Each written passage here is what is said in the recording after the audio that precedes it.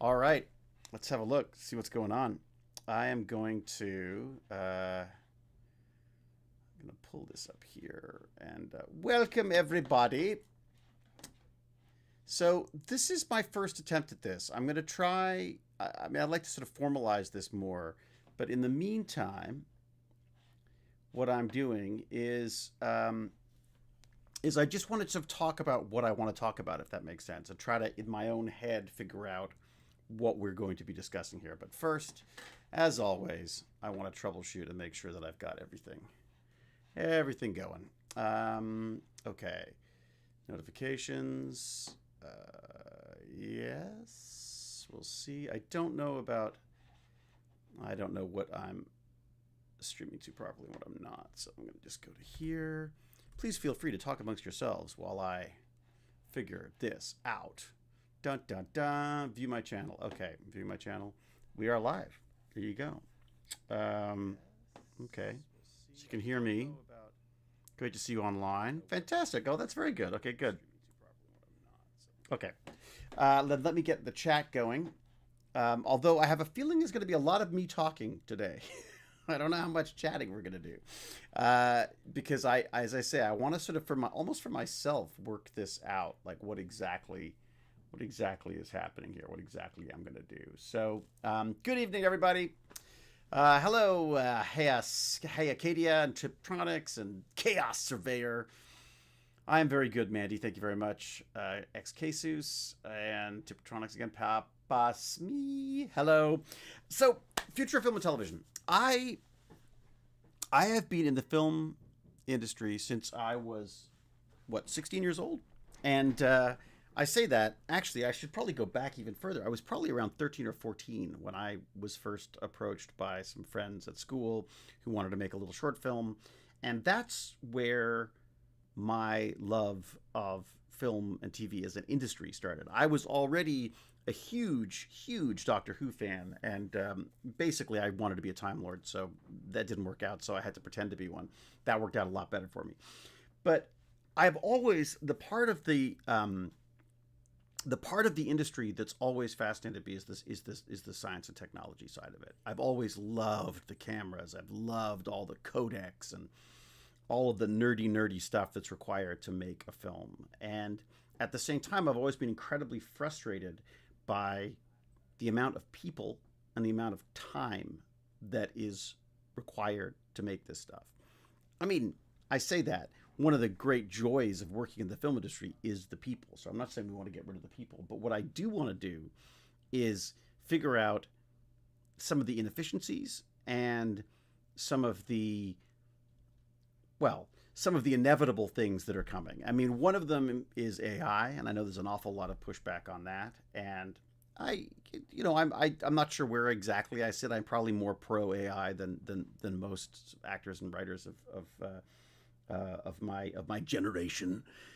But also robotics, and there's I mean, for a while they were talking about crypto and how that was going to affect things, and I don't obviously didn't take the kind of effect that they'd hoped for it, but I still haven't given up on that myself. Not because I'm a crypto bro, I can't stand the way that industry's gone, but I do think there are blockchain things that could help facilitate the film industry. So what I wanted to do was to take this podcast, and I hate the term podcast, but podcasting being another one of these suggestions. What I wanted to do was carve out a little section of my week where I can explore the future of film and TV and discuss it with people who care, if there are any.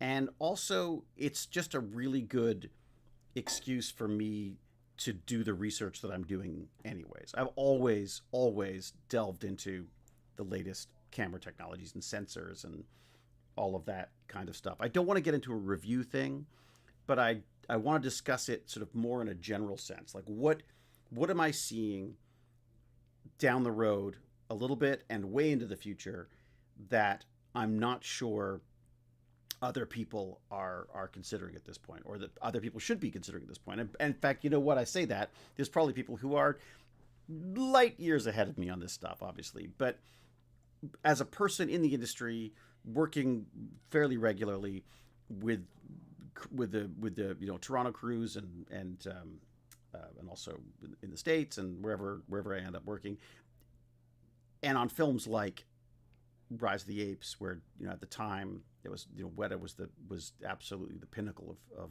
motion capture technology and performance capture and stuff. I I feel like I've got a little bit of stuff here that I'd like to share, but perhaps more importantly, as always, it's my life learning adventure. It's how do I find more information about what's going on. And so there's a few areas I want to discuss. The big one obviously is going to be AI, and maybe I'll bring some friends in to discuss this as well. I'm not sure. Um, I I'm not sure if I want to get into the whole guest thing or not. I'm not entirely sure whether that's the approach to take. I want to pontificate about it for sure. I mean, this is a totally little narcissist podcast to some extent because it's an excuse for me to sit down and listen to myself talk about this stuff, and then I'm hoping that I can sort of carve out little chunks of hopefully insights and potentially useful stuff for people either getting into the industry or people who are looking to sort of shift around in the industry. And I think there's a lot of that going on right now.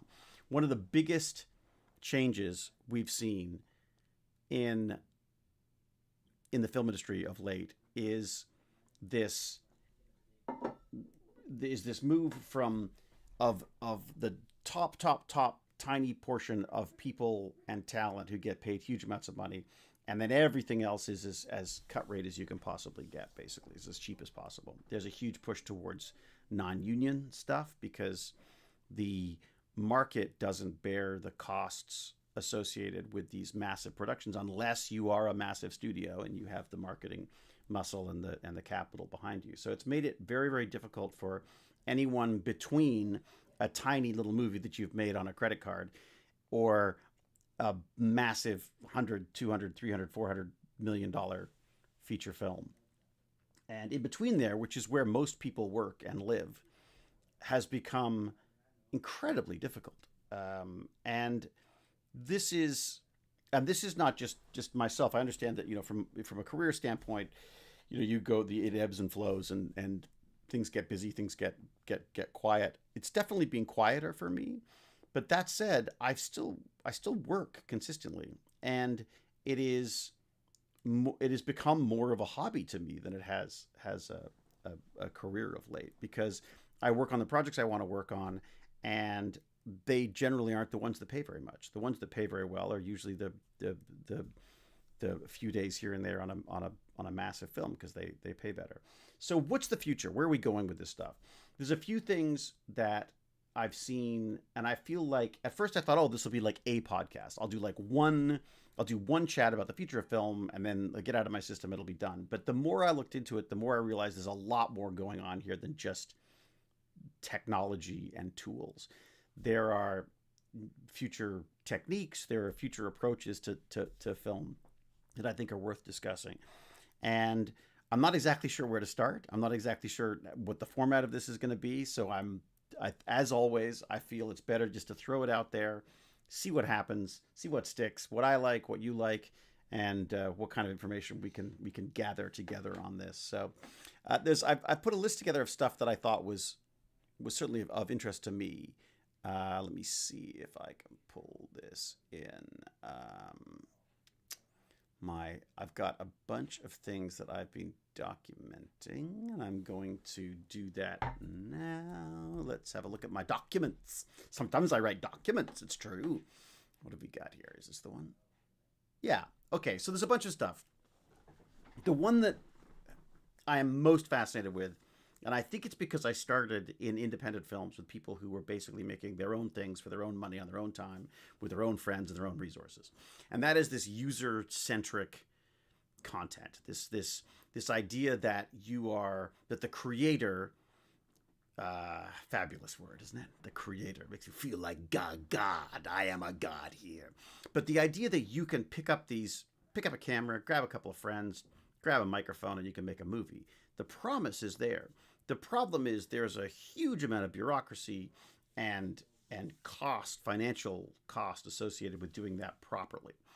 And there's a part of me that wishes I could almost go back to my 14, 15-year-old self and make films again that way, because we didn't know what you couldn't do.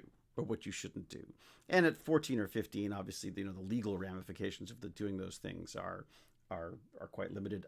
Admittedly, there are some I guess safety things that I would I would rethink now that I'm an old man.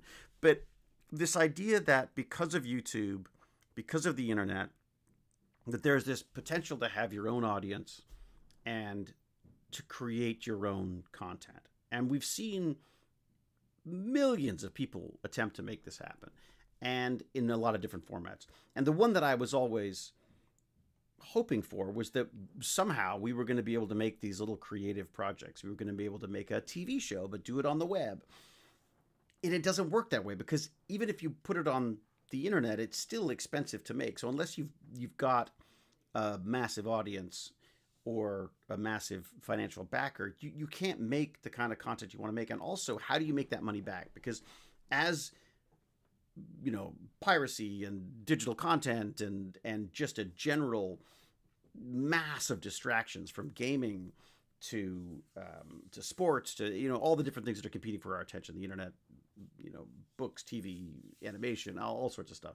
There's a million different things that will distract you and audiences away from the movie theaters, and even just from watching films. At one point, my son said to me, when he was a bit younger, he said that watching a film for his age group was the same as us having to read a silly novel when we were in high school. And I was so depressed, because I was like, oh my God, that's the industry that built this house you live in, son. But he raised a really good point, because our assumption was always like, well, they'll watch all these little silly things to start, and eventually they'll come around and they'll discover films the way we did, or they'll discover books the way we did. And it's just not happening. It's just not the way things are going. There is a seismic change in the approach to, you know, entertainment, for want of a better word, in the world. And that has just become very apparent to me recently with things like, you know, sports. All of these streamers are freaking out about sports, because they realize, oh my God, how do we get people in on a regular basis and tie them into our platform so that they can come back every time? And sports is the obvious choice. Then, of course, now they're trying to do sports shows that relate to, you know, so they're trying to keep, you know, it's all, they're always looking for the next buck on this stuff. But so while I will be talking about platforms and approaches, there's these things called over the top, where people, if people, let's say you create your own little app, and then you just post your content to that app. These are what they call over the top, OTT. This idea that you've got an audience, so you create an app, and then you don't need all these other platforms to do it. And a lot of that's sort of the holy grail for a lot of these content creators, is that how do you cut the middlemen out? You create an audience on something like YouTube or Twitch or TikTok or whatever, but you're at the whims of those platforms. And that's been very evident, obviously, with things like this, the threatening of Twitch being, not Twitch, of TikTok being shut down and stuff. All of a sudden, everyone's like, "Oh my God, but that's my livelihood. I put everything in all my eggs in that basket. That's not, it's not fair." And the reality is, it's not your platform. You don't own this stuff. I'm more and more moving back to my own websites and stuff, because I realize I've spent 20 years, or I don't know, 20 years is probably too long, but I mean, it's certainly decade of time building audiences on these various different platforms that I don't own. So when they change their format, or they change their approach to the content, I've got no say on that. My only option is to leave, and if you leave an audience behind. I mean, look at me. I've basically got to the point now where I use my social media as a marketing tool, purely as a marketing tool now, because if I'm going to have discussions, I'd rather do it on my own. And again, it's still on YouTube, or whatever you're watching this on, Instagram, or what else? I don't even know what I'm streaming to today. It's like, that's another beautiful thing, is the idea that you can have a talk. You can do a talk show from your office, and create your own audiences that way. It's obviously worked for people, but in order for it to make any real sense, you have to have these massive audiences, and it's, how do you build that up, and what tools and tech are available for that? I was thinking about Severance the other day, and I'm not gonna do any spoilers, but I watched the second season of Severance with my family, and really enjoyed it, by the way. I would, definitely recommend people watch it. But I couldn't get over, there were shots certainly in the second season, there were a couple of shots that were impossible to do without robotics, which I thought, wow, that's like the first time I've seen. I mean, again, we'd used motion uh, controlled cameras before, even on like on Stargate when we have two of me. There's a motion controlled camera. So there's a camera that goes through and does the action once, and then you change your clothes, you go out, and then you do it again, and it's the camera does exactly the same motion again, so they can tie them all together. And that was a very costly process. It was a very time consuming process. And and that was technology it was finicky, and it was difficult to get a hold of because every big film wanted to use it.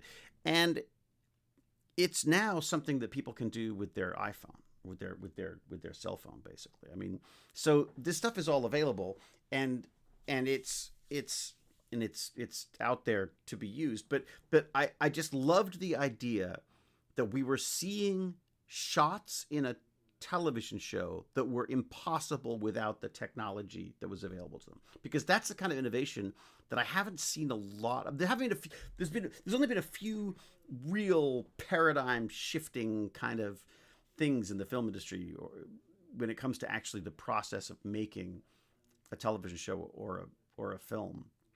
And that's related to, the first one obviously was the internet, where all of a sudden, oh my God, you could put your films on the internet and then you don't need anybody, and then you're famous and it made all the money. Again, didn't tend to work out that way. It worked out for a few sort of outliers, and then generally everything sort of consolidated into these big companies and things like YouTube and stuff. But it's still, there are these platforms where you can put this stuff out. And so that was a big one. The other one was these massive digital sensors that came along. We moved from film, and all the snobby people of the film world who then got stuck using these stupid video cameras. And I always loved the video because I thought that was just such a wonderful sort of democratizing of the process. That if you can shoot on a video camera, and with media that's all digital, and you don't have all these costs of and the intricacies of trying to work with film. What's funny is we've actually seen a lot of people go back to film. I mean, Christopher Nolan and stuff has got a reputation for only filming his stuff on film. I can't stand it. I think it's ridiculous. I think it's the most ridiculous waste of money, time, and resources. I mean, it's fine I consider it fine if you're making an art film, but I don't know why you would spend hundreds of millions of dollars making a film on film these days. It just doesn't. It seems more like a more an ego thing than a technology thing. And then of course the most recent one. Well, no, let me do one more as well. There was also, then of course we got into the crypto world, and there was the whole idea of, NFTs and this whole idea that we were going to make films and everyone could own a frame of that film and we could buy and sell it and be worth things, and obviously turned into a total grifter market of people getting ripped off and pump and dumps and all this kind of stuff, which is really sad because I think the technology is fascinating. And I think what'll happen is people will start removing the word crypto from what they're doing, but the reality is they will be using blockchain stuff, these smart contracts, so that you could create maybe as an actor, you've got a contract that when this film airs, be it on any platform anywhere, it automatically triggers a some kind of a payment, micro payment or whatever for every time that the video that you're in is shown or whatever, that kind of stuff. There's a promise there that I thought was fascinating, these sort of micro payments and stuff. And then the other big one, obviously, which has shown up recently, is AI. And AI stands to change just about everything at this point. And I don't say that in a kind of I mean, I think there's a lot of, again, the tech bros have moved in. The same people who were sort of hawking crypto a few years ago are now hawking AI companies that are going to change the world. And but I will say this. I think when you stop being enamored with AI for the AI's sake, and you start looking at it as a creative tool, that we are going to see some, and are already seeing, massive changes in the industry, and they are not going to be good for a lot of people. There is a lot of things that are going to be replaced. I mean, VFX is a perfect example of how that has changed, and of course the AI makes the VFX cheaper and easier to do. But for example, you got a room full of people now. you don't have a room full of people. You have your key cast, and then you can just add, metahumans to the rest of the scene. That takes a lot of jobs away from people. A lot of jobs. And people will tell you over and over again, oh, no, it's AI. It's all about, it's going to make jobs. The reality is it is going to remove jobs from people. The background performers completely changed that, that situation. And I think the same thing is going to happen when you start pairing AI with robotics. And all of a sudden, oh, wait a second, that camera autofocuses. All the consumer camera, look, my freaking webcam does it. We're going to have very intelligent autofocus that the director can basically sit there and just tap whoever it is that they want in focus, and it'll rack, and you can do all sorts of stuff. I mean, very cinematic. This isn't going to replace humans entirely. I think there will always be a place for human crafted entertainment. But what we have to remember is that doesn't make it an industry. There are still people who use chemical processes to do photographs, but it is not an industry. It is an art form. And I think that film and television, to some extent, will have to turn into an art or commerce thing. And as things become more commercial, it's not necessarily going to be the best thing for the art side of stuff. I mean, look, I'm on a tiny microcosm. I'm a perfect example of this. I used to try to make films for YouTube. I used to try to make little videos for YouTube, and I would edit them and I'd think them all through and stuff. And then my son got me into streaming, and we would stream together. It was kind of a fun father-son thing, and we got to game together and stuff like that. And the audiences for that were bigger than any of the little videos that I spent weeks, sometimes months, cutting together, or educational material, any of that kind of stuff. So the reality is, streaming, making this sort of personal connection with people and going live when you feel like it, kind of like today for that matter, it's easier to do that. But it's not what I do. Like, that's not what I didn't get into film and TV to sit here and pontificate to an audience. I know that's always been a part of it to some extent, because that's part of promoting yourself as an actor. I mean, but I love acting. I absolutely love it. I've always hated the industry. I've hated being an actor, but I've always loved the acting side of stuff, and I never want that to go away. I will always do that. Even when I can be digitally replaced in things, I still think there was going to be something about something that was made by a human, that stars a human, that was written by a human. It's absolutely going to be something that people will want to see. But the question again is whether is that now an art form that's basically something you can do if you've got the time and the money and the privilege to do that stuff. What the industry is struggling with now is all of those low entry level jobs. A lot of these low entry level jobs are easily replaced by machines. Like, a digital assistant could do a lot of the stuff that a young intern would do at these industry the studios and such, or with working with producers and stuff. So all of those entry level jobs, those connections into the film industry, are disappearing. Because, well, and then there's just rules in the world that an intern is, people don't volunteer to do intern work for free anymore. It's you have to pay them. You have to. I'm not saying it's a bad thing, but I'm saying that all of these things add up to a lot of people don't have the money to do that.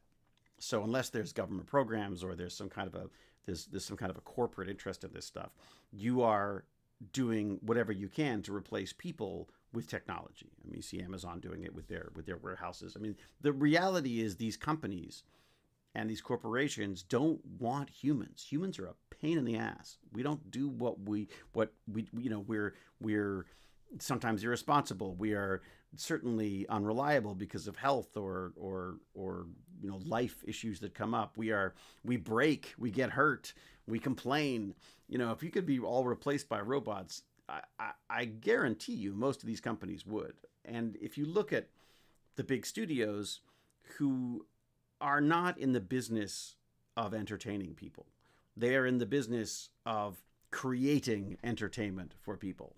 So they're not worried about whether something is of quality, whether this is a creative, artistic, beautiful production or whatever. They're worried about how much money is it going to bring in, and they're happy to make completely mediocre crap on a regular basis as long as it makes sense from a financial standpoint. But when you've got a world where you can spend a $500 million on a movie that, as soon as it is released digitally, has been pirated and is available online, you are going to start hemorrhaging money.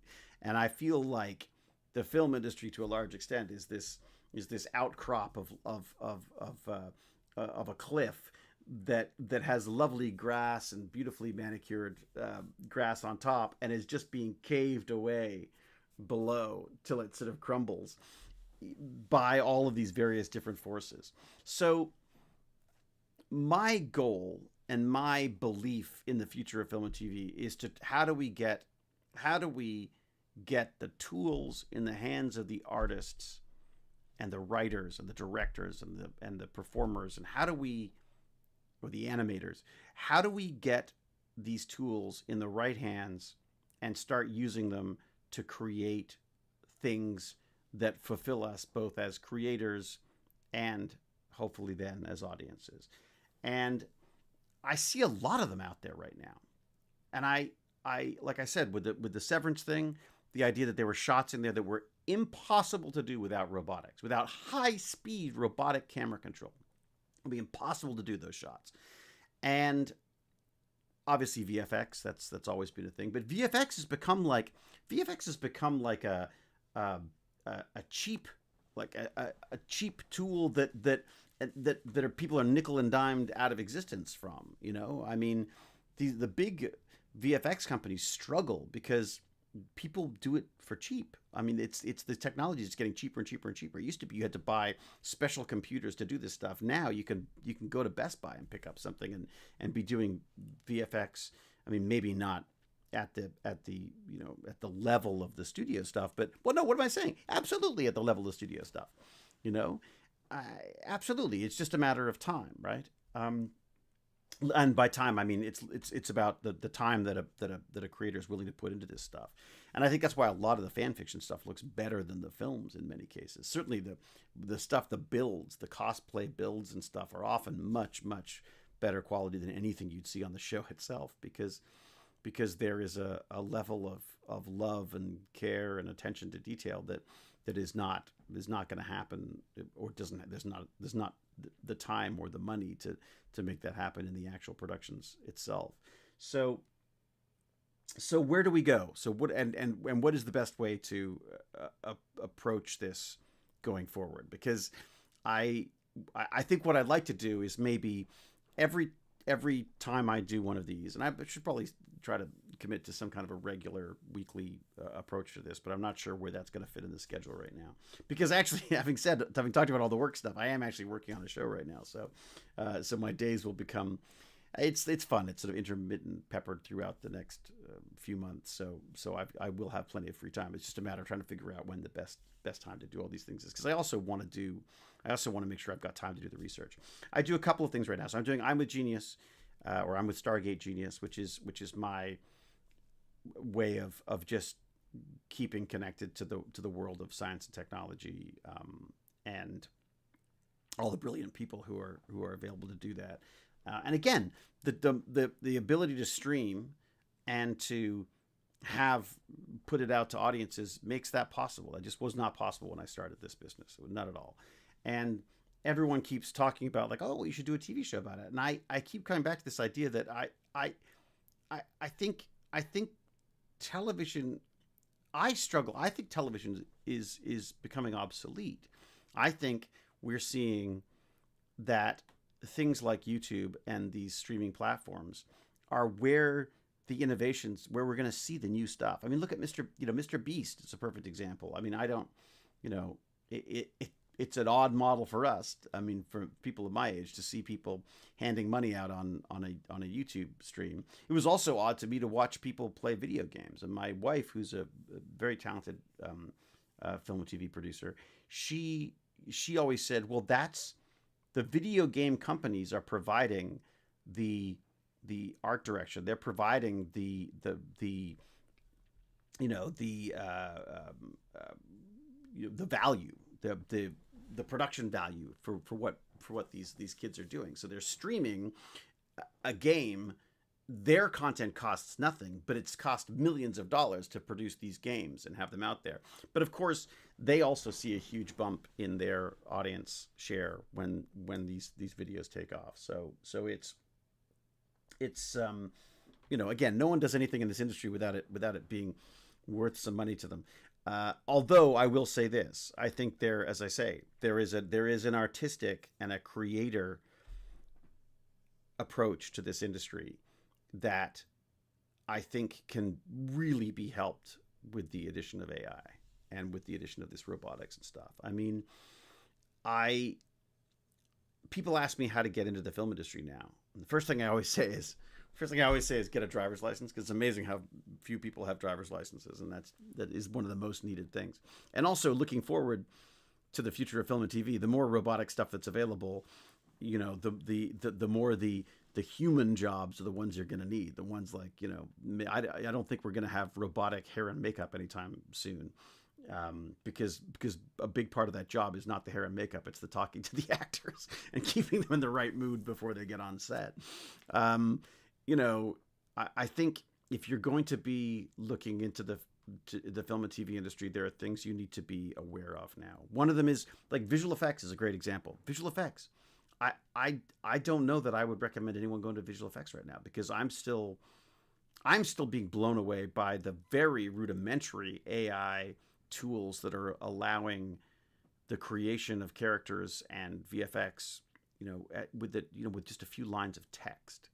And, you know, 5 minutes later, you've got, you know, something good enough to use for whatever you're doing. Again, the specifics of if you, and this is where the value lies, I think, in the artist side of stuff, is that it's that extra 20%. The AI and stuff can get you 80% of the way there, and for many people that's sort of good enough. But for the true artists, they're going to go in there. They're going to want things to be exactly what's in my head that I need to get out there. But I think these tools are getting us closer and closer to that. And if nothing else, they're making it able to do this stuff faster. So one of the things I've been looking at for my own stuff is that I'm obsessed with this whole idea of like a science, technology, engineering, arts, and math education. How do you create content that content's the wrong word. How do you create things that kids are going to be interested in? I've been working on these escape puzzle learning approaches with the University of Toronto. I've, you know, during the pandemic, I did the Tech Bandits chats. And I've really shied away from that recently now, because I feel like the last thing kids need right now is just be spending more time online. So I feel like that's not the place to go. So I started doing some more stuff with the community center, the live community center stuff. And but even that, I mean, I you know, it's very hard to. I don't have the brain to orchestrate this stuff. So how do I create things that will speak to kids? And one of the fun things that my son introduced me to again, and again, it's great. Talk to your kids, because that's where you want to know where the future of film and TV is going. Talk to them. They're the ones who are basically defining that now. I mean, this is a generation that's growing up watching YouTube.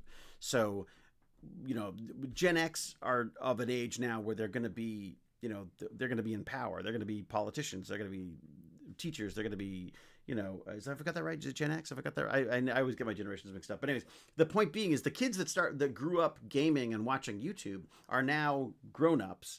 And, you know, so when it comes to funding things like film and TV and all that kind of stuff, you know, they don't have the same connection to that we did, right?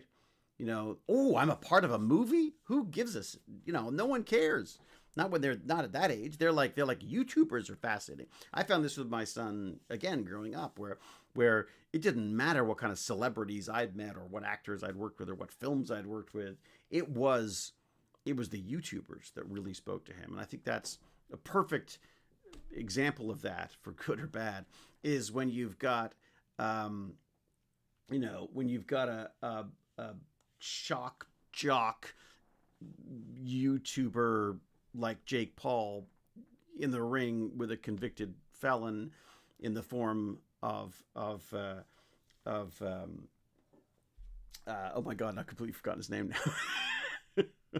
This is usually where my wife calls down and goes like, "Don't you mean? I know who you're talking about." Anyway, the point, Mike Tyson. Obviously, the point being that you've got you know a a, a man struggling to remain important and a part of the world, relevant to society, and another guy who has like 40 million YouTube subscribers for doing stupid things online, and the fact that he could move that to Netflix, basically like destroy their system in the process. I mean, YouTube couldn't keep up with the demand for that fight. And whether you like the fight or not, it looked like a publicity stunt to me. But it whether you liked that or not, millions and millions of people watched it. But then Jake Paul isn't owned by Netflix. He then goes back to YouTube, where he can voice his complaints about the fact that Netflix couldn't keep up with him and his audience. I just, that is a huge paradigm shift in the control and the power of who has the power in this situation. That used to be movie stars, but movie stars were built by the studios that they worked for. And they often became able to do their own thing, but for the most part, it was the studios and sort of the means of production that were the ones who created these things. Now, that's a guy who's got famous by basically just doing stupid things online or online gaming or whatever the various different controversies he's sought out in order to get attention. And I don't want a world where that's the only content. But let's face it, Amazon's got Mr. Beast. Netflix had, is it Jake Paul or whatever one of the Pauls, whoever it was who was doing the boxing. I'm old. What do I know? But that surely that's not the end of content. And so I go looking, and what do I find? I find things like robotics and Severance. I find this ridiculously depressing but extraordinarily well-made series called Adolescence, where they go, okay, we have the technology now to do a television show, an hour of television, or an hour and 20 or whatever it is, of television in one shot. And I'm not a big fan of the one-shot thing. I find it distracts from the story and stuff. But the fact is, the technology allowed this to happen. The fact that you could have a camera following I don't want to do any spoilers, but like a house break-in and following in, seeing what all the people involved in that, and then leave that without cutting into a car and following the car to the police station and following people around the police station and doing interrogations and chats, and that you can sustain an audience's interest for over an hour with one shot. And this is television. This isn't a feature film where they're, this is a television show, and every episode of I don't know what it is. I think it was, I can't remember if it's maybe 6 episodes or whatever it is. Again, short run series. Beautifully done. And again, only possible because of technology. There's things you don't think of, like, well, how do they do the sound? How do you possibly boom or lav when you've got hundreds of people in a shot? Or not a shot, but it is a no shot, yes. But in one episode, you're switching from one person to another. How does the audio work? Forget just the video of it. And then you got the camera. How does the camera needs to be small and portable, and it needs to take the jiggle out of the shots. So they use this wonderful DJI camera. I believe it is the DJI that they used, that has built-in stabilization, and it's digital, and it's very portable, and they could sort of hand it off to people as they went along, and they could even run in and latch it onto a drone and get drone shots within this series, all as one shot as well. So again, I look at that and I go like, again, whether you like it or not, and I think that's important, because if everyone likes it, I feel like then you really haven't said anything. but when you make people think and you make people love things and hate things, that to me that is a work of art.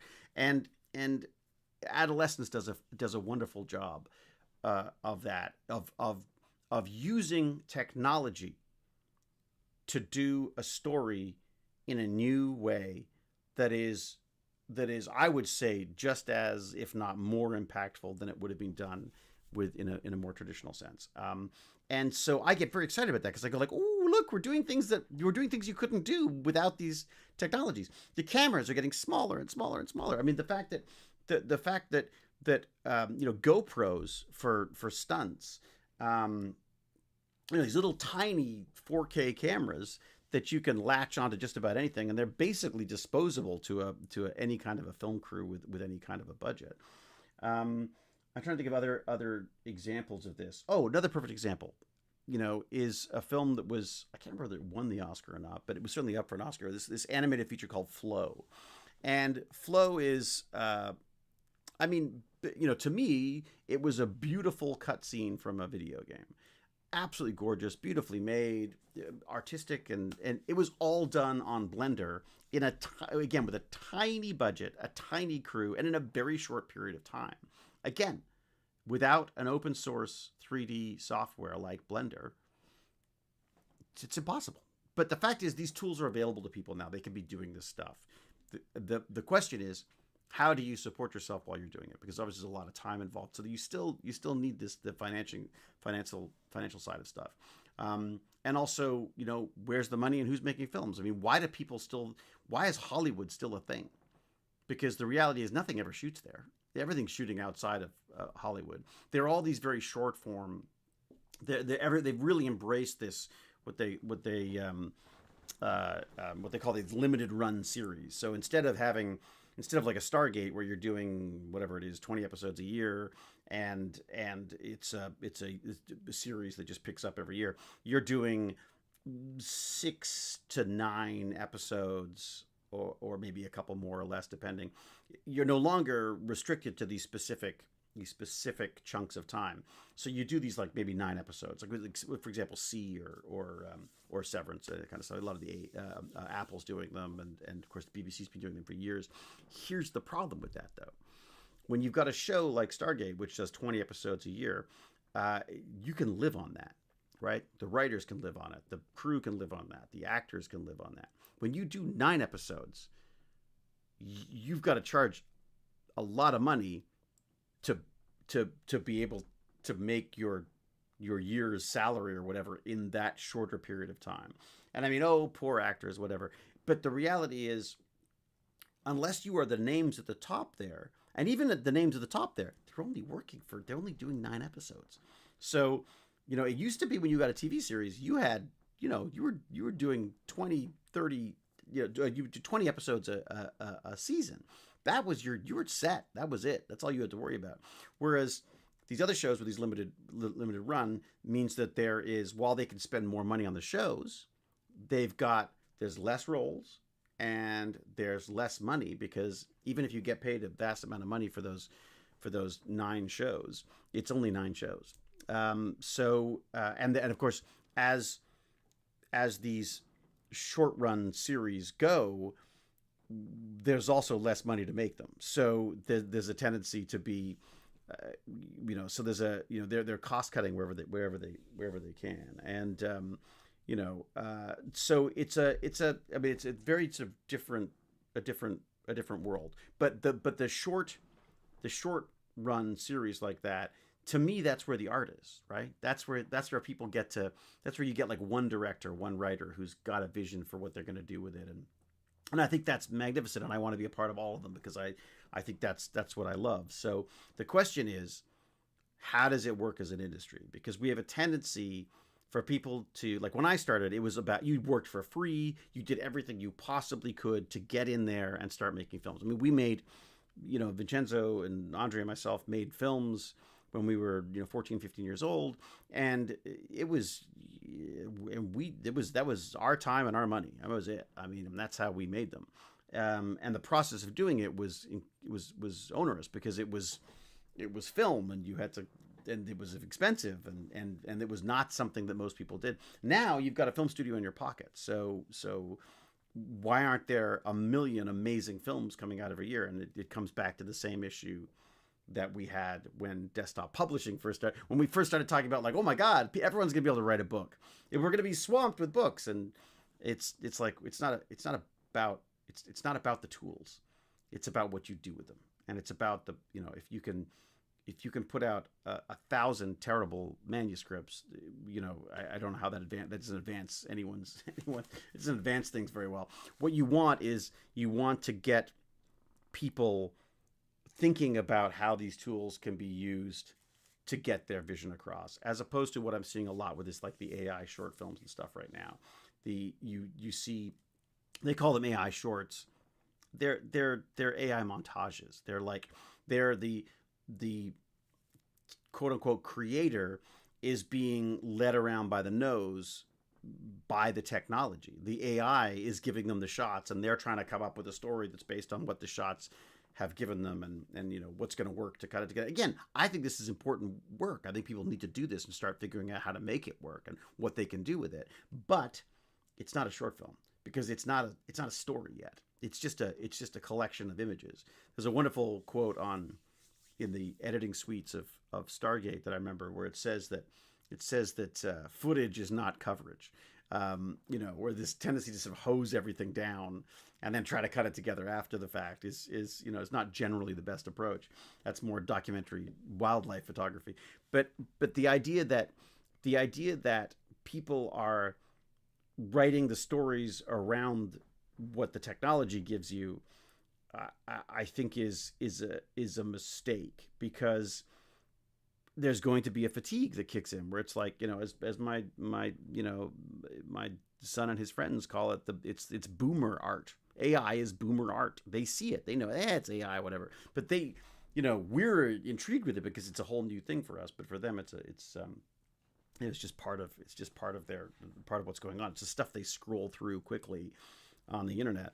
What's going to be fascinating is when this stuff gets, well, and it is already there basically, when it's good enough to start creating things that will get your attention. And so I'm looking forward to exploring some of those things, and I'm really hoping. I've got, I was talking about my science and technology education stuff.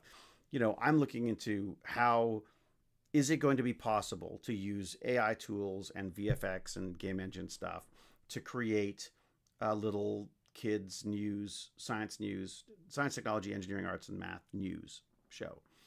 It needs to be done incredibly quickly, because the content is out of date like a week later. And, the hope is to make it as evergreen as possible by having just interesting topics that would be of use to people or use to kids in advance. But this is inspired by my son's news source, and he gets all of his news from a talking fish from Bikini Bottom. And it's literally this like rudimentary animation, and it just spouts out the news. And that's where he gets his news from. And at first I was like, oh my God, we're doomed. And then I'm like, well, what's, the media is the message. And, we've seen vast changes in the way news is being presented to us. And I'm sure our parents' generation would be aghast at what we call a news program. I mean, half of the political news I get now is from late night comedians, because it's, at least there's an entertaining take to what's going on. So anyways, that's I think that's part of just getting older in this industry as well, is I think you tend to sort of be enamored with the new things that come up and realize that there's generations behind you that are like, whatever, we've had it since we were born, so big deal. Let me go and see if there are any questions relevant to what we're talking about here. Yeah, it was Jake Paul, by the way, just so now. All right, what do we got? Let's go look at the chat. Oh, I've got this combination chat thing, which I'm excited to do. Like our youth was pestered with fast food, today's peeps are entertained by fast, short news and videos. Yeah, did you, Brad? That's a good point. I mean, and here's the question. Why does that seem to me to have less value? Like a really good short film, like a really good commercial for that matter, can have a lasting effect on people more than any than a bad long film, if that makes sense. Um, maybe short content is the future. Maybe that is the way it should go. Maybe part of our evolution as a species is that our attention span becomes so short that we're only interested in dealing with little tiny fast food like chunks. It's a really good point. Thank you, Digibrat. It sucks, but it's true. Why read a book for weeks when I can find a summary? That's, yeah, I mean, Black Diamond, exactly. My, again, the kid came up to me one day and said, "Oh, I watched Cube," and I was like, "Oh my God, Cube, fantastic! What'd you think?" He goes, "Yeah, it's cool." And I said, "Where'd you watch it?" And he's like, "Oh, I watched it on YouTube." And I was like, "YouTube? It's on YouTube?" He goes, "Well, like it was a recap." So he'd watched the, we call them the cliff notes, the 5 minute breakdown of what the film was about, but that he felt he'd seen the film by that. And now I will say this: he then went off and watched a 4K redo of that film, and it got him. I mean, when you get a good film, it doesn't matter how old or young you are. If it's a well-made film and a good story, it's gonna grab you. I mean, and I think part of the problem that we have with all this desire for short content is that most of it wouldn't retain our attention for any longer. Like short, it works. And also, compare, like, try watching a movie from the 70s or the 80s or the 90s for that matter. Now it's extraordinary how slow they feel. I mean, some of them are brilliant for sure. And also just where we are as well. I mean, racism, sexism, homophobia, all that stuff, it all becomes a glaringly obvious when you look back at some of these films. So, I could see our kids going like, "Excuse me, this is a good film." They just, used the N word or as my son says, the 80s and the 90s always start very rapey. There's always some kind of horrible, violence against women or the TNA that was required to sell a movie back then. So, all right, what else we got in here? Neutral Viz is making some interesting AI content. Really? Neural Viz. Neural Viz. Well, let's look them up. Neural Viz. I find it so hard to keep track of all of the various AI things. I started watching Curious Refuge, which had a bunch of stuff, and I'll check in with them every so often. But again, it's beginning to feel a bit like I'm being sold stuff all the time. I want the information without the hype. I think there's enough hype already. I want like a down to earth approach. So I end up often going to the scientific journals or whatever for the stuff. But yeah. All right. So Neural Viz. This is this one that was recommended. Let's have a little looky see here.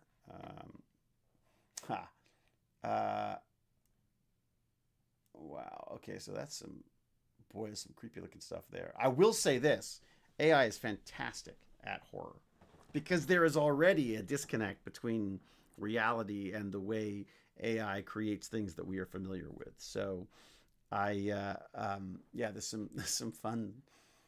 I see they've got zombie shorts, and maybe I could share. Can I share this? Browser here. I wonder if I can change. I don't think I can change it right now. So that's my razor. That's the browser.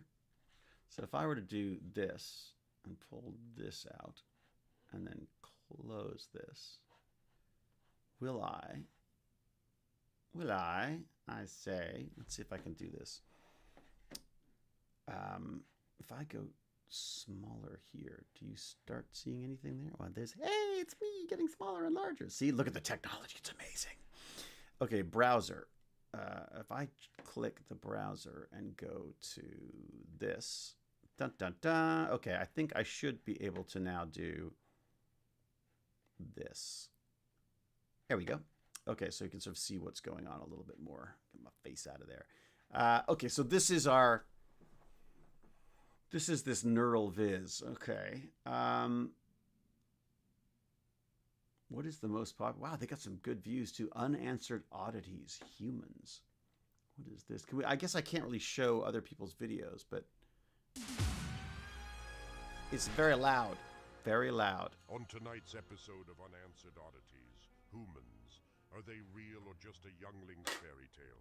Humans have been a great mystery of our time. Wow. These creatures of lore supposedly ate potatoes and enjoyed sleep. They're thought to be long wow. extinct, if they this ever is neat. at all. But recent sightings all across the world have drummed up the debate once again. Oh, that's cool. Rural Morgmog, 2 hours outside of. Oh, this is fantastic. Look, I don't want to be stealing other people's content, but hiker claims to have seen a human. This is what I mean, is when you get creative with this stuff, when you yeah, I mean, can I do this? Will that go? That's a little better. I mean, this is like that. AI is not going to come up with that. That is a human who's using the technology to do some fun stories. Yeah, that's fantastic. Thank you for that. Who was the one who recommended that? Oh, wait a second. Now I got to do. All right, how do I do this without bringing up all the wrong things? Let's do this. Let me turn off the browser. Let me go to my browser. Slowly but surely, I'm figuring out how to do this stuff. I'm going to do that and move that down here because I can. Let's see if we go show all windows. Okay, let's do this here. And can I move that down? There we go. I feel like I should be able to have it down here.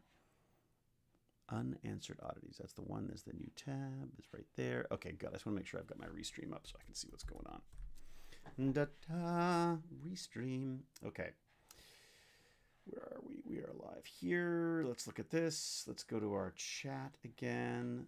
And of course, by closing it and opening it again, I've lost who it was who recommended that. But whoever did, that was yeah. That's I'm looking forward to looking at that. Neural Viz. Have a look at that. The thing I like about the internet as well is that it really adds to our tolerance. Stuff like Meat Canyon or Filthy Frank would deter lots of people, but you can enjoy it. Well, again, it's a niche thing, right? It's about. I mean, I think it's fair to say that there's enough stuff out there now that the general recommendation is that we should be niching down as much as possible. I mean, I should probably not be doing film and TV. Probably shouldn't be doing the future of film and TV. I should be doing the future. I should be doing robotics in camera VFX or something. It should be a very specific topic. But again, my interest is I'm more of a generalist on this stuff. I'm interested in that. So, what do we got? Can you? Difficult times, but worth the watch for me. I'm not gonna. I guess I won't put that up either. Then, guten Tag to you. Guten Tag indeed. So let me look at a bunch of this. I've got a bunch of points that I wanted to speak to here in the doc. Let's have a look at the doc. And I've also got to keep an eye on the time because my wife and I have a date to go and see the movie. We've got movies to see. Okay, so the idea of creator-centric era, I thought that was interesting. And the example there again was this Jake Paul thing. Mainstream media versus the creator economy. I think the biggest thing that I see in that area is this community. The idea of community. If you have. I think there tended to be a wall between like movie stars and the public, so to speak, and there was always this kind of distance. And I think what's happened for good and bad is that there's kind of a symbiotic thing going on here now, where the creators obviously need the audiences, and the audiences enjoy and want to support the creators. And I think that community that builds between there, one of the things that I find most exciting about being on YouTube or Twitch or any of these things is watching the chats between people, right? So it's like people came for whatever reason because it said Stargate on it or whatever, and or the future or whatever, and then while they're here, they meet other people and they have their own little interactions, and I think that's really exciting to me. Not just from a sort of altruistic, oh, it's so good for every, but it's also just from a business standpoint. From my perspective, I go like, wait a second, this is, this is something that seems sustainable to me. Is that if you become a community that can build connections between people, that's just, I mean, that just adds to the value of it as well, right? So, okay, let me go back to my chat. I really have to figure out these. I think I may need another monitor. That's what I may need. Yep, there you go. So go like and subscribe and all that stuff so I can get a new monitor. All right, here we go. Let me go back to my Google Docs. Okay, so what else we've got? So we got mainstream media versus the creator ecosystem. Yes. Decline of traditional media, I believe. I think that's probably true. Netflix is described as a strong TV network, but it's not the dominant. It's old school now. I mean, Netflix is just another TV network basically. Rise of the big tech platforms like YouTube and TikTok and Instagram empowers creators and are becoming central to global cultural conversation. So it goes that conversational thing. Generational dynamics. I know that's what's interesting to me. Millennials. So this is the point I was trying to make before. Where millennials who are aged 27 to 43, they now have children of their own. I mean, that's so. Gen Z entering adulthood, positions of power. So they're not going to have the same kind of interest in traditional television, or the support of traditional. They're not going to support traditional television in the way that their parents would have. What else have we got? This algorithms, misinformation. I think we should probably do a whole topic on this to some extent, but and I probably shouldn't mix the two of them together. But algorithms. There's this wonderful quote by the guy who invented the web. It was Tim Berners-Lee, who and I probably butchered that name, but he was saying, why don't we control the algorithms? Like, why do we have algorithms on a platform giving us this information? Why don't we have access to our own algorithms so that we're in charge of what shows up on our screen? Because we've created an algorithm for ourselves. And I think there's something wonderfully so prescient about that. Because imagine that. Imagine there was a little app of some sort that you could create your own algorithm that goes out and curates your own feed based on what you're interested in, not what the companies are interested in selling you, or misinformation or news that you're. And again, what's interesting about that is that I think that was the original idea. But then the big companies took over and they realized that they want to maximize the view time and how long you stay on the platform, all that kind of stuff. And what's the best way to do that? Was to get you outraged and angry and fighting each other in a community. Again, it's that community thing. Whereas if you can get people in the chat yelling at each other, oh my God, they'll be there for hours doing it. You see it all the time. So the idea of, what about as creators? What about as artists? What about as filmmakers? Is there something here? Is there some kind of an algorithm we can be approaching where we go like, oh, we want to reach out to people who want to see cool stuff, who, like when we're talking about this neural viz thing, are there YouTubers out there who speak to us, who are interesting? There's another guy, a fantastic animator, whose name escapes me right now. But amazing, just doing these extraordinarily cool animation stuff on the various different platforms. How do we create a way of discovering that? How do we share that? And that's through these sort of community like approach. Misinformation, and I shouldn't put that with algorithms. Although I will say this, I think the misinformation gets into the algorithms because misinformation gets people angry, gets people outraged, and that's what, of course, keeps them online and keeps them talking and active. So. Sports is a whole other thing. I'm not a huge sports fan, as you can probably tell by looking at me. But I've never really loved sports. My son loves it, and I think because of him and my wife's interest in soccer, football, I've definitely taken more of an interest in it. But what I am fascinated again is about the entertainment value of it. You know, within football there are stories. Within each game there's a story. And when you look online after these games, there's all these wonderful sort of commentary, you know, armchair criticisms and such, and little mini documentaries about the players and the games and all this kind of stuff. There's this wealth of content around this. I mean, to such an extent that that's, you know, my son's going into sports management because of that. So I think sports is an interesting perspective. I will say this though, and I think, and this was actually quite heartening to me, was that there was some kind of a traditional, I don't know if it was a Premier League game or whatever it was, but there was like a real soccer game on, and the kids here, my nieces and my son and his friends, they weren't watching that. They were watching YouTubers play each other in a match, and there were more people in that stadium and watching that show than there would have been for most of these games that they were seeing.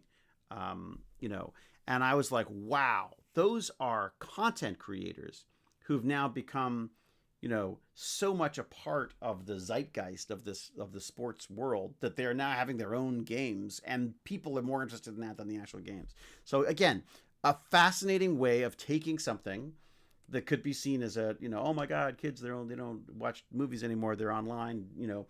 Well, but you know, these creators have created audiences for themselves, have created communities for themselves, and now have become a part of the sports that they love. It's a fascinating way into something that they love. I think that's amazing. So like, which leads me to the next thing on my list, which is the fandom as the economic driver.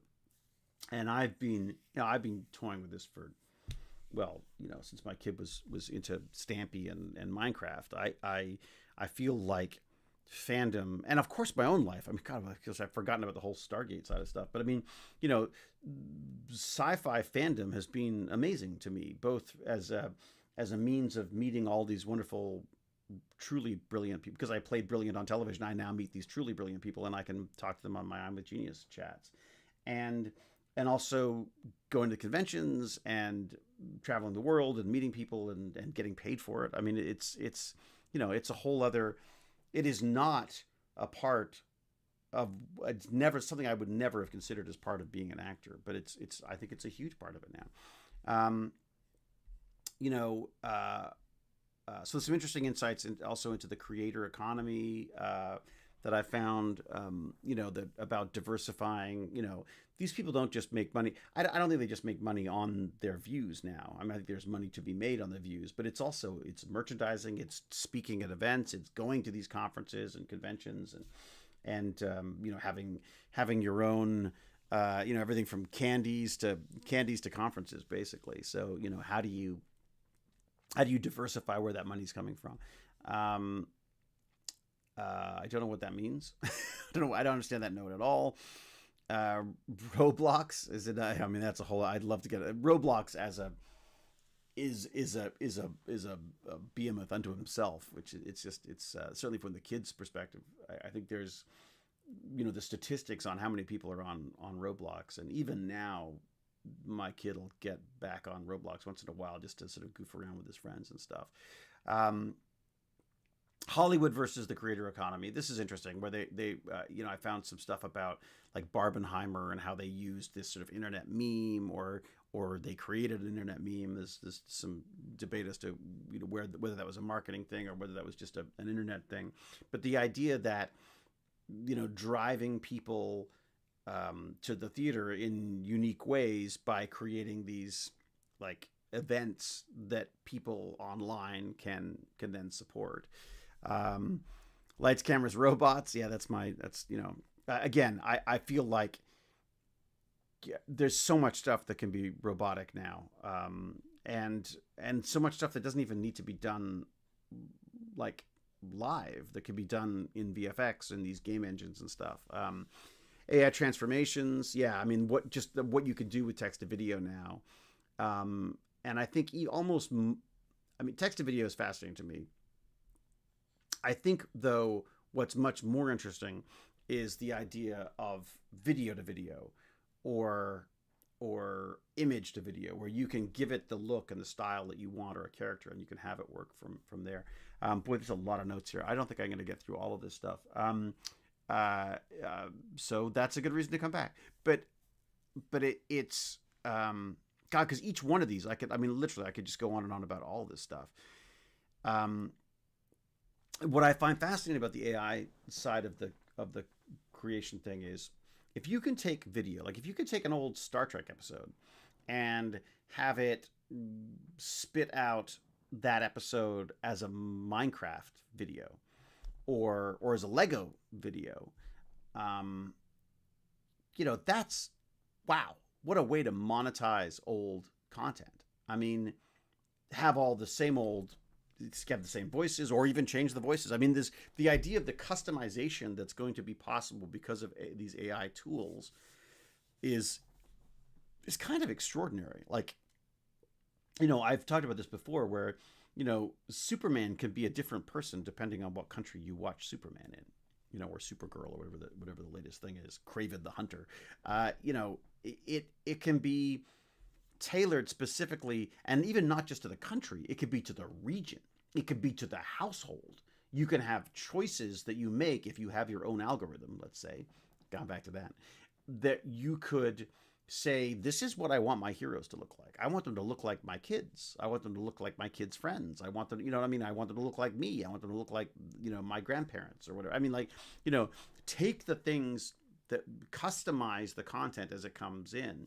And there's some fascinating stuff that could happen there. And it's not about this sort of choose your adventure stuff that we tried to play with back in the early aughts. This is about, changing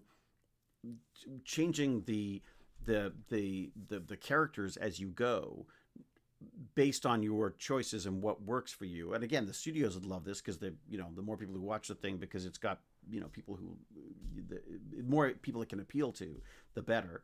And the fact that the content could change, could even have different nuance based on where it's showing as well. Again, terrifying as well, because that can also be construed as censoring stuff, or having governmental fingers on the scales as to what's the message of the movies are and stuff like that. So, but just the fact that this stuff is soon, if not already, happening. There was a great example of a fun film that we saw. I can't remember the name of the film now. I'm gonna have to go through and do notes after. Actually, what's good about this is I can, you know what? Yeah, I'll run this through AI and give myself a list of the notes, and I can look up the actual films and stuff. But one of the films I saw was a couple of young women who climb this like cell tower, or whatever it is, radio tower, in the middle of nowhere. They get stuck. There's a whole fight thing, and when they went to edit the film together, they discovered they were young actors, and there's a tendency with young actors, and I include myself when I was young in that as well, where there's a tendency when you improv to swear a lot, because you do in life, and also you don't know what to say. Instead of ums and ahs, you throw out an F-bomb or whatever. So what they did was they had AI. They had AI change the lips and the footage to remove. So when they edited the stuff, they didn't lose chunks of film. They could just change the performance to say what they wanted instead. So they could add lines, or written lines later, or rewrite lines, and then have this process change the face. And it was absolutely unnoticeable. I had no idea that was happening. I didn't know it before, admittedly. If I go and look back now, maybe I could find stuff. But certainly as a civilian viewer, I was completely unaware that there was anything like that happening. It's that good. And of course, then there's a whole dark side of that, where you go like, oh great, now you can make anybody say whatever you want, and that can cause all sorts of drama. Another one that came up recently was easy for you to say, vertical content. And this was fascinating to me, because this goes back to the idea, like, are we going to be dealing with short films? Like, are we going to, maybe shorts is the way to go. Maybe maybe a season of science fiction is an hour long and it's presented in 1 minute chunks on TikTok, and that's exactly what some of these companies are looking into right now. These vertical, they call it vertical content because it's, you know. But here's the other thing though, as we talk vertical content, the reality is most people watch YouTube on TV now. So, you know, it's not on their phones. It's they're going landscape with this stuff. So when things move to television, they're going to have a different format. And, you know, TikTok is beginning TikTok will most likely start airing on television as well. But these companies have been approaching this idea of short form content to be viewed, in this case, on their own platforms. So they're basically created a platform for these, and they're hilarious because I should read you some of the titles of these things. What were they called? It was something like Real Shorts or something. Yeah, Real Short. Real Short. You got to see this. This is freaking hilarious. I'll try to share the video with you. Have a look at this. Have a look at this. Okay, so this is the stuff they make. They do Saved by the Sexy Cowboy. They do We Are Never Getting Back Together. There's some, you know, Feast for Power, DILFs. I'm not sure I know. Is that Daddies? I guess one knows.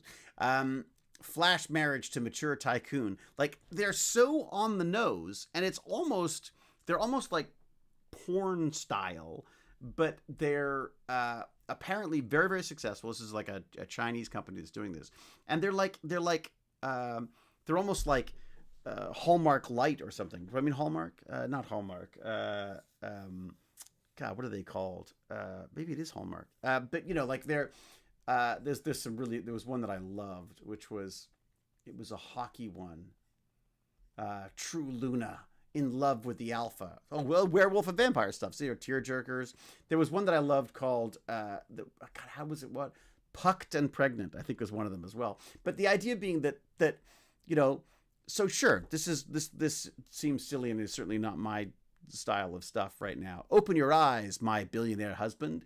You know, I just think that it's interesting from a future perspective of, like, you know, I would happily explore ways of telling stories in a different format. I mean, that's half the fun to me about this industry, is that it allows you to, you know, is to see, you know, how else do you create, you know. So this is this company called Real Short, and it's absolute, like, to me it looks like trash, but who knows, that's how it starts, right? You know, it starts with really short content stuff, and you know, and again, it's a very specific market by the looks of it. It's usually sort of large-breasted women and beautifully abbed men, and I think definitely steering towards it looks like a female audience more than anything else. But it's again, something to keep an eye on. And that said, I shall now go back to my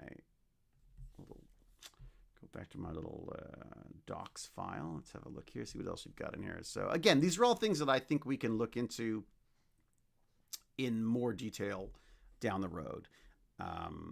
You know, another one that I've got down here is like concerts. Like, one of my favorite concerts was on Fortnite.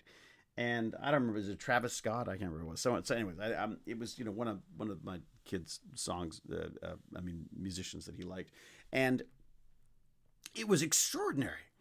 There we were, floating around in Fortnite space, listening to this amazing concert and these beautiful effects, and these giant holograms, and it was a fantastic experience. And I got the fun of having it with the kid as well. But it was, you know, that to me, very much the future of this kind of stuff. And so I'm looking forward to exploring that as well. And then apparently Roblox is doing the same kind of thing. I think Netflix has something with Roblox now. Minecraft, obviously.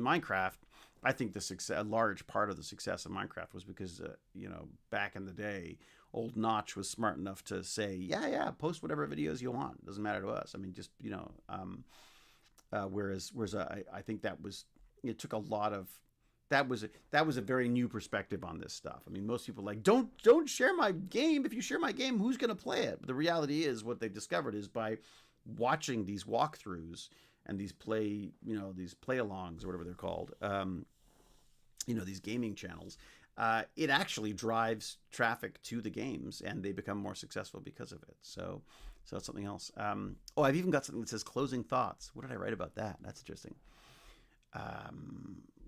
No, that's not really that. That does not make sense. Wow, I obviously jotted these notes down when I was tired. Creators, platforms, and industries must adapt to stay competitive. Yeah, I mean, so okay, so I will go through this and try to find some links and stuff, and I'm still debating whether this is something that I'm going to do live, or whether this is that I will do it live like this and then cut together sections, or what the best approach is. And I'm absolutely would be thrilled to hear suggestions and what people think about this stuff as well. So let's go back to here, and I would like to see Restream so I can see my chat again. Of course, every time I close it, I realize I lose my chat. Let's Plays, that's it. Thank you. Let's Plays. Xkatsu X is obviously way hipper than I am. I get claustrophobia in Minecraft. I was amazed at the stories being told by creators in Minecraft. I thought that was fantastic. Playthrough, I prefer sandbox games. Yeah, exactly. Riot League of Legends had a live concert with the virtual avatars performing in the same real virtual 3D space as the K-pop singers that voiced them. Wow. Nephron, what was that? I'd love to see that. Thanks, Nephron. That's good to know. And thank you, Xkatsu, for the Let's Plays, for being the memory that I don't have. Oh boy, remember Autokino? Yes, Jack Jasper. We did, yeah, that was funny. So Jack and Baz and myself, and sometimes Cal would do sort of Fortnite fights, and of course I would have to be the one to protect everybody because I was so good at it, and I am being very facetious. True, we should keep an eye on all international trends as well. Yes, I mean that's a great example too. That's you've just raised another point that I hadn't thought of. Tiptronics was anime. I mean, look at anime, how that's changed the face of children's television, or young adult television. The Naruto, and that was sort of the gateway into all this other stuff. It's interesting watching sort of America struggle, North American culture struggle with what comes next with these anime things, because some of them are pretty crazy stuff. But it all comes down to is like the Japanese culture of there's like an innie and an outie, like in Severance. There's the persona that you have in the world, and you can be an upstanding citizen, and but then you can read some creepy manga stuff, and no one questions that because that's for your inner person. It's not who you are. It's just your brain looking through this stuff, which is I think something that North American culture struggles with as well. But anime, perfect example of an international trend that became mainstream American, basically children's content at this point. I mean, and that what I find fascinating about the anime stuff too was that that started with like trading VHSs and stuff. I mean, that was or DVDs and stuff. I mean, that was all like a bootleg thing because you couldn't get that stuff here, or very rarely would you. And it would get picked up really cheaply and put on. I mean, it was that fabulous Battleship. I can't remember what the name of the show was, but there was an anime battleship show. I remember we used to get in every morning, or you'd watch this anime battleship before we started French class at school. It's one of the things we loved doing. Snoop Dogg is on Fortnite. I got news for you. Snoop Dogg is everywhere. That guy is like is just cashing in every left, right, and center. Okay, claustrophobia. What else we got? I'm not about to give you suggestions. What's better? I'm not about to give you Brian Moon. Thank you, Brian. More monitors needed. I feel like is there ever enough monitors really? It's on YouTube. It was during their World Championship. Okay, thanks, Nephron. I'll have a look at that. I'll look that up. And it was World. That was it League of Legends? League of Legends concert. There we go. Let's have a look. League of Legends concerts and live tour. Oh, maybe they're different. Is that a band? All right, I'll figure it out. All right, thanks, Nephron. I'll have a look. I should also look into RimWorld. it has an AI storyteller. Ooh, fascinating, Twitch guy too. And what else we got in here? I thought I'd get sniped for the link. I don't know how that works actually. Whether you're allowed to, how that works or not. Ask for permission to post a link warning. Okay, I don't know if Cal's here to let you do that. I also don't know where you are because the reality is I've got this wonderful. I've been using Restream. I'm curious to know what everyone thinks of it. I'm streaming to Instagram to Instagram to Twitch and to YouTube right now. I thought I'd try Instagram because it just seems like more of a live platform than Facebook. Although honestly, I think most of my audience is on Facebook. So you know. Okay, we got David, agreeable, gifted, goat. What the heck is Jack Jasper up to now? We got Twitch, clip, agreeable, gifted, goat, be loving the chat combo, more lively. Oh, interesting. Okay, good. That's good to know. Kasu, I watched Bleach when it was almost over in series. I tried as a kid to watch all anime by time of release in alphabetic order. It got messy. Yeah. Jorian Drake. Yeah, it's there is so much stuff. I mean, Baz was trying to work through all of One Piece before One Piece, even before One Piece was even a live action show. In fact, you know, I don't even know why they bothered doing the live action. I would just keep doing the animated stuff myself. But you know, Bleach is amazing. Really? Okay. All right. I mean, there was a film. There was a live action Bleach, which I don't know. I can't remember whether I tried watching it or whether I was told not to. But One Piece is over 1,000 episodes. Good luck catching up. Yeah. Well, Baz was trying. Oh, I loved Arcane. I thought Arcane was fantastic. Absolutely fantastic. Don't know if you know your stream title on Twitch is stream via RTMP, OBS, vMix, Zoom with Restream. Ah! Good title, huh? Catchy title. That's on Twitch. I have to figure that out. What I'd like to figure out is how to have the channel, have it go live and maybe do like a countdown or something so that I could let people gather before I get into it. The live action is meh, wasn't that nice. Okay, so stick to the anime. That's what I thought. I don't know why they bother making remakes. So I watched Detective Conan. Nothing is as long as that in number of episodes. Really, Detective Conan. I don't even know that one. All right, folks. I need to start wrapping up because I've got a movie date with my wife. Yes. Just like the old days, I'm going to the movie theater, which nobody ever does anymore. I never go, to be honest. I'm the worst example of this because, you know, we always complain about the decline of the film industry, and I'm just as bad as everyone else in that I don't really like going to the theater. I like the theaters that we go to. I'm not going to tell you which one now because I'd rather not. I'd rather have a nice time with my wife than chatting with people. But I prefer to go to the sort of the almost the arts type of stuff because then you know at least people are there to watch the movie. They're not there to talk or to use their cell phones or do the crossword puzzles while they're watching movies and stuff. So I can send you some easy tools for OBS countdown if you want to. Oh, thanks, Jack. Yeah, that'd be amazing. We've picked. Well, here's what's funny, Tiptronics, is we've got 2 movies actually, and I'll tell you all about them when I get back. Good, Jordan Gray from Hungary. Thank you very much for getting in here. Social matizing. That's have fun social matizing. It is very much like that. Janelle, thank you very much. Are you recognized often out in public? Twitch guy true. Every so often. I mean, you know, as the dad of that guy who used to be on Stargate. Yeah, it's every so often, but not a lot. It's quite nice actually. I'm basically anonymous when I want to be, and then if I want to walk into a comic book store or a conference on science fiction, that I'll happily take the praise type thing. So the Fortnite days, Karim Kefo remembers them well. Okay, so thank you all. This was the first of the future of film and TV, and I look forward to doing more of it because I think, well, as I say, I just scratched the surface on a few of those things, and I think it'd be worth doing a little bit more of a deep dive on some of them and maybe getting your feedback on that as well. So the dad of the guy, Urban Image likes that. Yeah, that was always my joke. It's like, you look like the grandfather of the guy who was on Stargate. That's how long it's been. Sign you up. Oh, very good. All right, fantastic. Well, yeah, I guess you should all go in whatever platform you choose.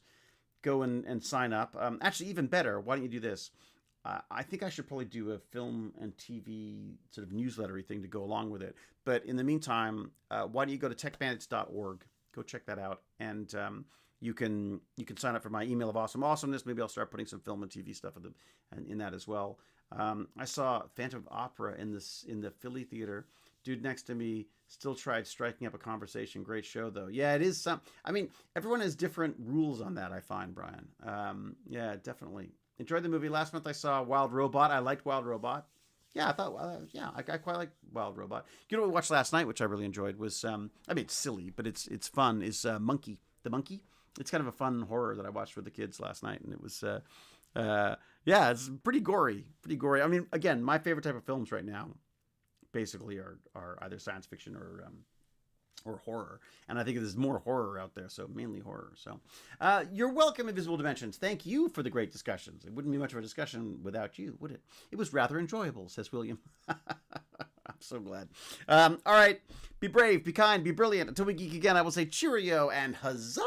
And now I'm going on date night to go watch a movie after talking about the future of film and TV. Techbandits.org. Go check it out, and we shall talk again soon. Thanks much. I got to figure out how to shut this down too, because I also have no idea how to do that. It's one of those things I haven't quite figured out yet. I think I could do this. I think I do it through OBS.